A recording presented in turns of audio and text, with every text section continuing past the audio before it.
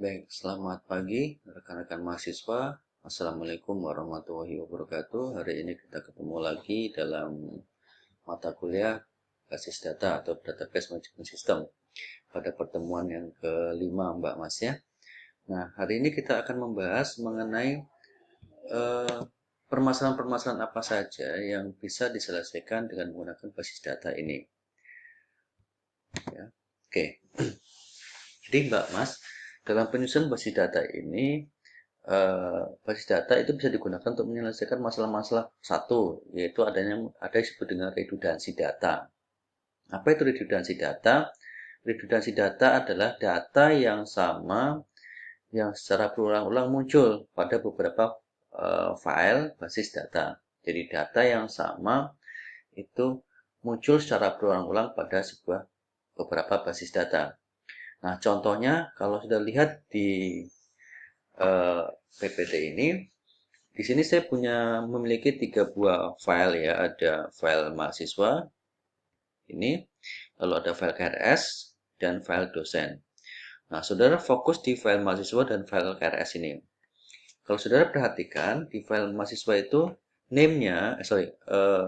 atributnya itu ada nama, ya, nama, kemudian tipe datanya teks 20 karakter. Artinya untuk nama mahasiswa itu nanti eh, yang bisa masuk, yang bisa kita inputkan adalah dalam bentuk huruf saja, misalkan nama Zainal Wafa. Kemudian tipenya adalah teks, ya. Karakternya yang bisa dimasukkan adalah 20 karakter. Artinya kalau misalkan namanya itu lebih dari 20, maka dia akan kepotong nanti. Nah, yang kedua adalah nomor MAS atau itu nomor mahasiswa atau name ya. Itu juga teks 10. Nah, kalau sudah memberikan tipe data teks pada sebuah nomor mahasiswa, itu artinya nanti dia bisa masuk datanya itu dalam bentuk angka ya dan juga dalam bentuk huruf. Jadi misalnya gini, name-nya kita set misalkan AKT akuntansi 10.10.02.7701 misalkan. Nah, itu adalah gabungan antara angka dan huruf, maka dia bisa menggunakan tipe datanya adalah teks. Yang berikutnya adalah alamat. Alamat tipe data teks, kemudian karakternya adalah 40. Nah, berikutnya adalah ada file KRS. Nah, KRS ini, Mbak Mas, kalau sudah perhatikan, di sini pun ada nama. Ya. Nama apa? Nama mahasiswa yang mengambil KRS, gitu kan. Nah, selain ada nama, juga ada nomor mahasiswa. Tipe datanya sama, karakternya juga sama, 20. Sama seperti yang di file mahasiswa. Nah, ini disebut dengan apa? Redundansi data. Data yang sama, yang terjadi secara berulang-ulang, baik itu di file mahasiswa dan di file KRS. Nah, kalau basis data Anda seperti ini, maka yang terjadi adalah saudara input 2 kali untuk file mahasiswa dan untuk file KRS. Nah, kalau kita inputkan sudah 2 kali, maka apa permasalahan yang akan timbul? Yang pertama adalah ada disebut dengan inkonsistensi data. Apa itu inkonsistensi data? Datanya nggak konsisten. Contoh misalkan, di file mahasiswa kita masukkan recordnya, namanya, misalkan nama itu si Andi misalkan. Tulisannya ANDI pakai I. Ya, nomor mahasiswa misalkan 11001. Kemudian alamatnya Jogja. Nah, di file KRS kita input kembali. Namanya Andi, sama-sama Andi, tapi Andinya pakai Y, Andi pakai Y belakangnya. Sementara nomor MAS-nya sama. Nah, ini inkonsistensi data. Ya, jadi dalam penyusunan sebuah basis data itu kita bisa hilangkan itu. Jadi nanti pada saat saudara mau katakanlah eh, menampilkan file KRS, cukup memanggil saja dari file mahasiswa. Jadi nggak perlu diinput 2 kali, cukup kita menginputkan file mahasiswa nama, kemudian nomor mahasiswa, kemudian alamat. Nanti di file KRS cukup dipanggil saja. Begitu kita masukkan key-nya, misalkan nomor mahasiswa, maka nanti akan muncul nama si mahasiswa tersebut. Di mana kenapa dia bisa muncul? Karena kita memanggilnya dari tabel mahasiswa. Jadi yang diinput cuma sekali, yaitu file mahasiswa, tetapi kita bisa panggil nanti di file KRS. Begitu Mbak Mas ya. Jadi basis data itu digunakan untuk apa? Untuk menyelesaikan permasalahan-permasalahan yang berhubungan dengan penyusunan database. Satu contohnya adalah redundansi data. Data yang sama ya itu muncul secara berulang-ulang pada beberapa basis data. Itu satu. Yang kedua adalah, nah tadi sudah saya bahas tentang inkonsistensi. Jadi data yang sama muncul data yang tidak konsisten pada file yang sama untuk beberapa file dengan kunci yang sama. Nah, kita kembali ke sini. Nah, ini datanya sama, ini inkonsistensi, datanya sama, filenya sama, ini file kuncinya ini nomor mahasiswa karena dia unik ya. Ini. Nah, jadi data yang sama muncul berkali-kali dalam beberapa basis data. Ini inkonsistensi data. Yang berikutnya adalah isolasi data untuk standarisasi. Jadi, disebabkan oleh beberapa file basis data yang tersebar dalam beberapa file, hal ini akan menyulitkan si programmer untuk menyimpan atau mengambil data. Nah, contohnya gini, misalkan nih, saya mau membuat satu coding program untuk menampilkan, katakanlah adalah nilai mahasiswa. Nah, karena di tabel mahasiswa dan di tabel KRS itu ada nama yang sama, NIM yang sama, mana-mana yang akan saya ambil, apakah di tabel mahasiswa atau di tabel KRS. Nah, ini akan menyulitkan si programmer untuk mendapatkan data yang seharusnya diambil. Nah, makanya di dalam penyusunan basis data itu tidak boleh adanya inkonsistensi data. Jadi, tidak boleh adanya data yang sama atau redundansi data. Artinya, data itu diinputkan di satu tabel saja. Name, nama, alamat itu di tabel mahasiswa. Nanti di tabel KRS cukup dipanggilkan saja. Ya, nggak masalah. Jadi satu masalah pertama adalah adanya redundansi data. Masalah kedua adalah inkonsistensi data. Dan yang ketiga adalah adanya isolasi data. Isolasi terjadi kenapa? Karena ada lebih dari satu data yang terdapat pada beberapa basis data. Ini akan menyulitkan si programmer untuk mengambil data. Apakah data yang pertama yaitu data mahasiswa ataukah data KRS? Karena key maupun filenya atau atributnya sama. Itu. Kemudian yang ketiga adalah multi-user atau banyak pemakai. Basis data ini dapat diakses oleh beberapa pemakai secara simultan. Ya, kenapa? Karena data yang diolah tidak tergantung dan menyatu dalam program, tapi terlepas dari satu kelompok data. Ya, itu. Jadi dalam penggunaan basis data kita bisa melakukan data sharing. Jadi data yang sama itu bisa diakses oleh beberapa user dalam waktu yang bersamaan. Itu. Yang ketiga adalah atau yang keempat adalah adanya masalah keamanan atau security. Jadi pada prinsipnya basis data itu dapat diakses oleh pemakai tertentu saja. Jadi tidak semua pemakai dapat mengakses basis data. Itu pun ada tingkatan security-nya. Apakah dia sebagai user, end user, ataukah dia sebagai programmer, ataukah dia sebagai DBA, itu dia punya level-level tertentu. Misalkan end user hanya bisa digunakan untuk apa? Untuk melihat data saja. Nah, kemudian DBA dia bisa menginput data misalkan, dia bisa edit data, mengupdate data, bahkan dia bisa menghapus data. Nah, itu jadi masalah pertama yang bisa dapat diselesaikan dengan menggunakan basis data adalah satu, adanya data redundansi atau redundansi data. Data yang sama muncul secara berulang-ulang pada beberapa basis data. Yang kedua adalah inkonsistensi data. Yang ketiga adalah isolasi data. Yang keempat adalah multi-user.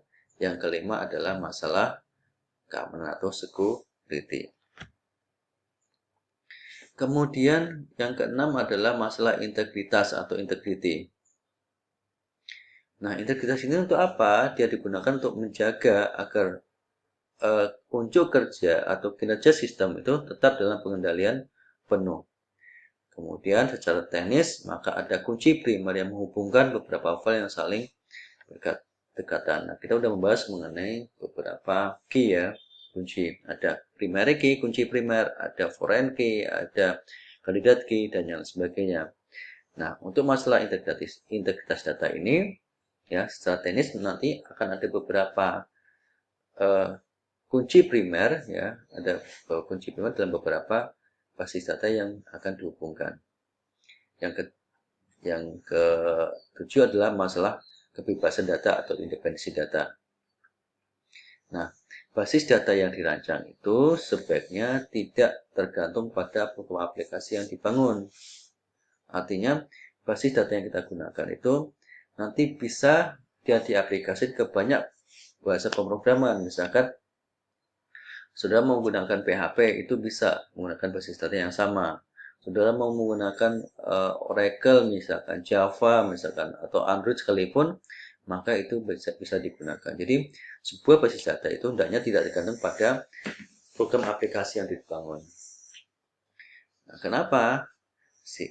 Supaya apa? Supaya apabila ada perubahan, ya, data field itu tidak akan mengubah programnya.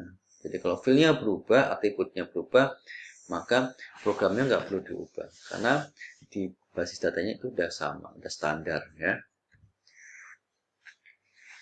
Yang berikutnya adalah organisasi file.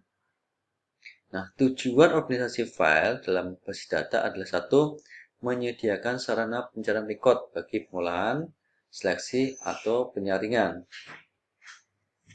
Yang kedua, memudahkan pembuatan atau pemeliharaan file. Jadi, tujuan utama dari kita melakukan organisasi file adalah untuk menyediakan apa?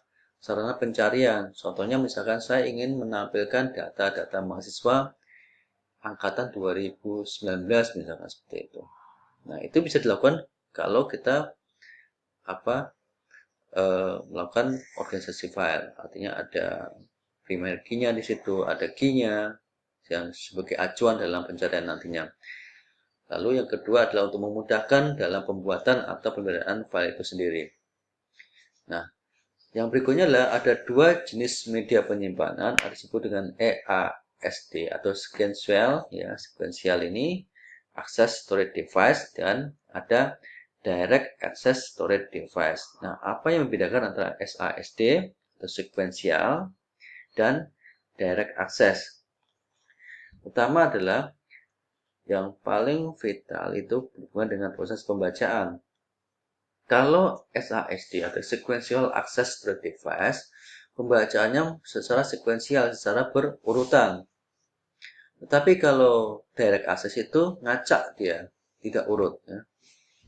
Jadi tidak harus urut pembacaannya. Jadi, pertama dari sisi pembacaan filenya.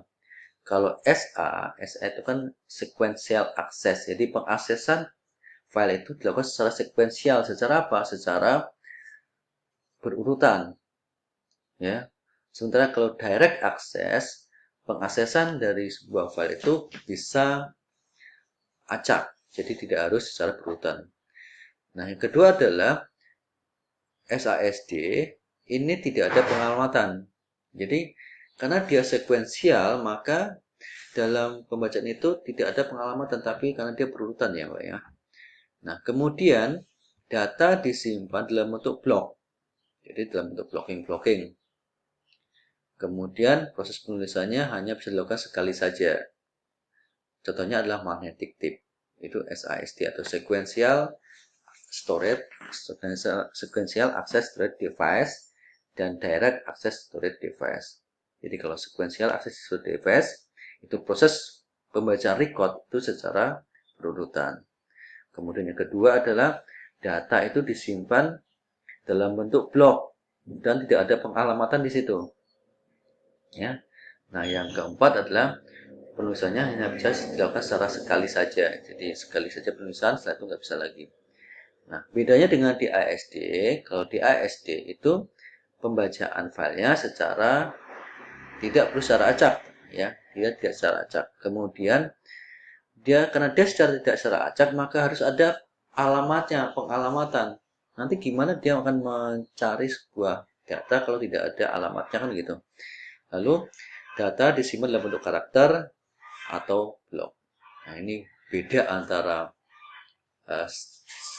sequential access to device dengan direct access storage device.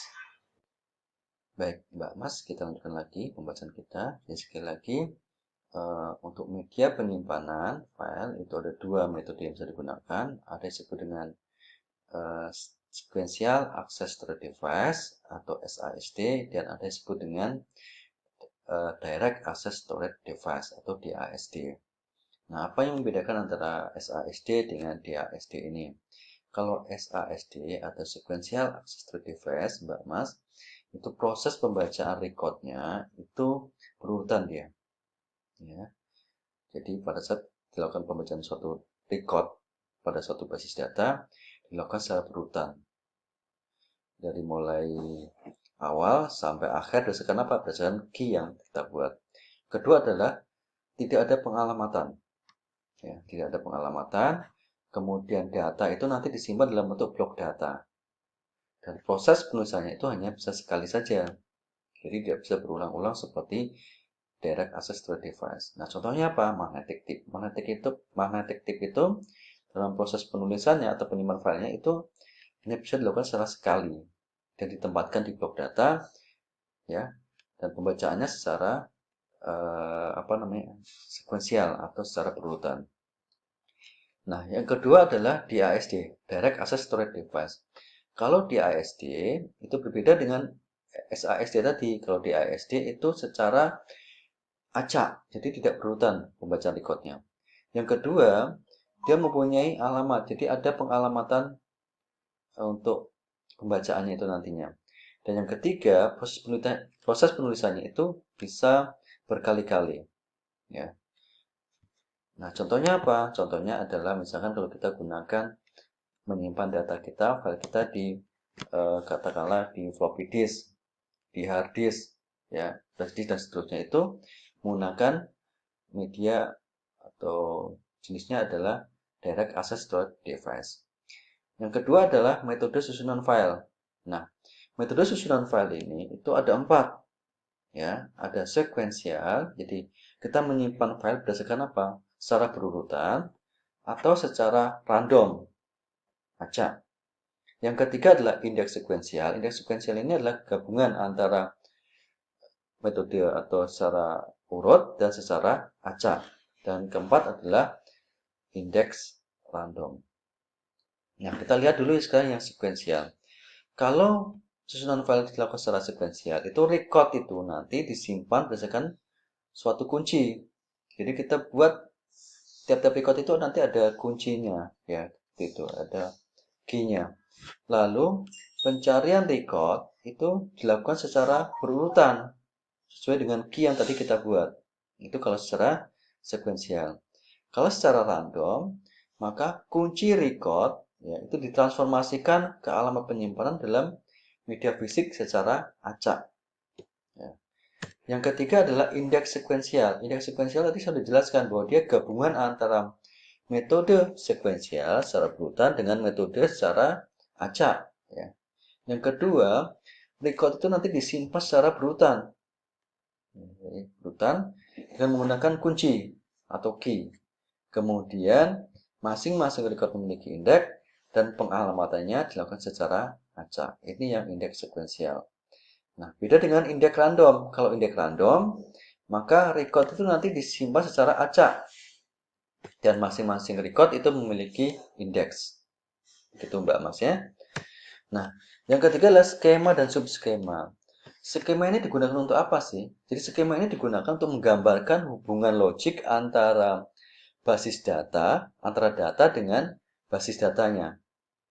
Nah, ini ada istilah skema dan ada subskema. Kalau skema sendiri, dia memberikan deskripsi hubungan logik secara lengkap dari mulai basis data, yang meliputi apa? Rincian data, record, set, area, untuk aplikasi yang menggunakan basis data tersebut.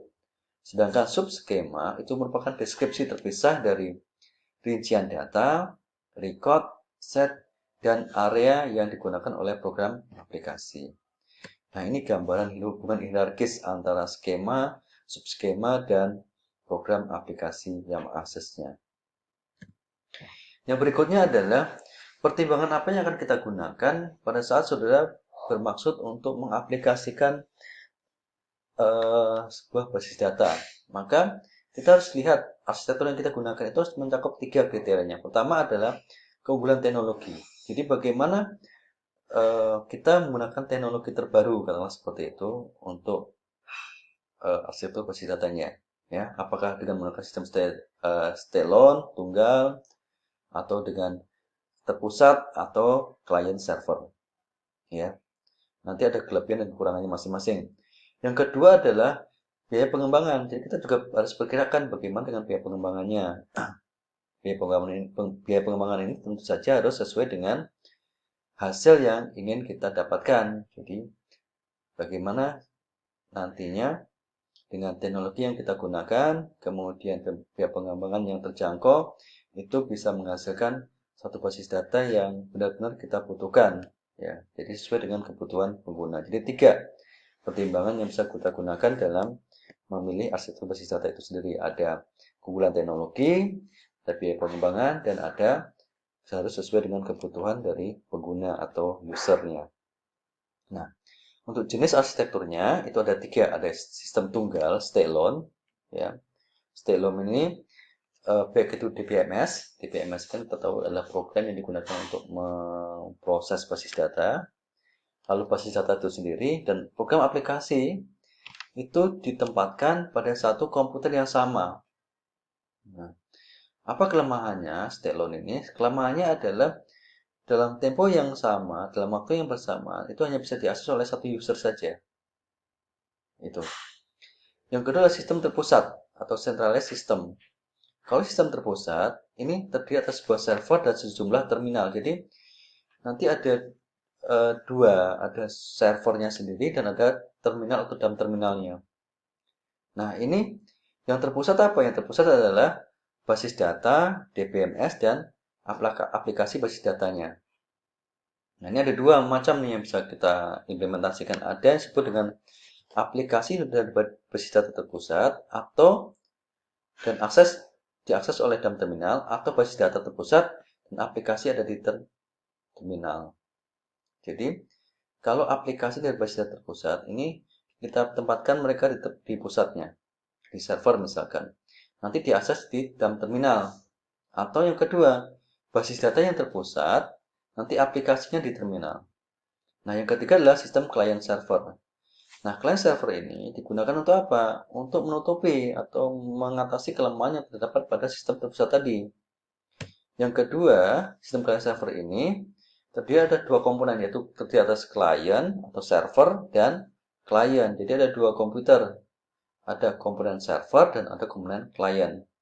Nah, client itu berisi apa? Berisi aplikasi basis data. Servernya berisi DBMS dan basis data itu sendiri.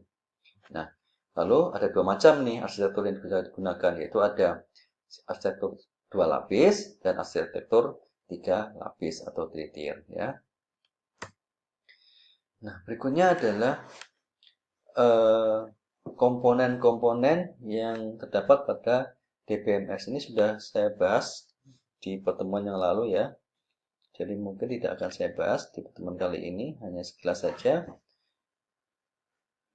Jadi sekali lagi DBMS itu adalah sebuah perangkat lunak yang memberikan fasilitas ya untuk melakukan proses fungsi pengaturan, pengawasan, pengendalian, pengolahan, dan koordinasi terhadap semua proses terjadi dalam basis data. Jadi DBMS ini adalah sebenarnya suatu sistem, suatu software ya. Suatu software yang digunakan untuk apa? Untuk mengolah basis data itu sendiri. Nah, komponen utama DBMS itu ada query language. Ya. Query language ini digunakan untuk apa? Digunakan untuk memberikan perintah kepada basis data itu sendiri. Ya. Contohnya SQL, Structure Query Language atau QBL, Query By Example, dan ada Report Generator. Nah, query language ini dirancang untuk apa? Untuk membuat cetakan, yang membuat output yang memiliki perintah-perintah untuk membuat header, judul, kolom, summary, dan lain sebagainya. Yang kedua adalah DML, the Data Manipulation Language. DML ini adalah perintah atau eksekusi yang dilakukan untuk apa? Untuk melakukan manipulasi terhadap basis data, misalkan menambah record baru, kemudian mengedit, update, menghapus basis data. Yang berikutnya data definition language. Ini digunakan untuk apa? Untuk membuat tabel baru, membuat indeks, mengubah tabel, atau menentukan struktur tabelnya. Nah, hasil kompilasi dari DDL ini adalah kamus data, ya, yaitu yang menjelaskan mengenai data sesungguhnya. Contohnya apa? DDL ini, data definition, misalnya create, modify report, modify structure, dan yang lainnya. Kemudian recovery, ya, ini merupakan kemampuan untuk mengembalikan data yang rusak atau hilang akibat operasi basis data. Jadi, misalkan saudara tanpa sengaja menghapus, itu bisa kita recovery, ya. Atau kalau ada kesalahan, bisa kita edit, bisa kita update. Lalu data dictionary itu digunakan untuk memelihara definisi-definisi standar seluruh rinci data dalam lingkup kecil pada sistem basis data. Lalu database, ya, database atau basis data merupakan bagian dari DBMS yang menyediakan data dalam berbagai tipe dan format untuk memenuhi kebutuhan pemakai. Terakhir adalah akses rutin. Rutin ini adalah digunakan untuk apa? Untuk supaya data itu dapat dipanggil dan dipergunakan oleh program lain untuk mengakses basis data. Nah, begitu Mbak Mas. Ini ada soal, silakan nanti dikerjakan. Kalau ada pertanyaan, silakan saudara tuliskan di forum. Demikian kuliah kita hari ini. Kita ketemu minggu depan, ya. Saya akhiri, wabillahi taufiq wal hidayah. Wassalamualaikum warahmatullahi wabarakatuh.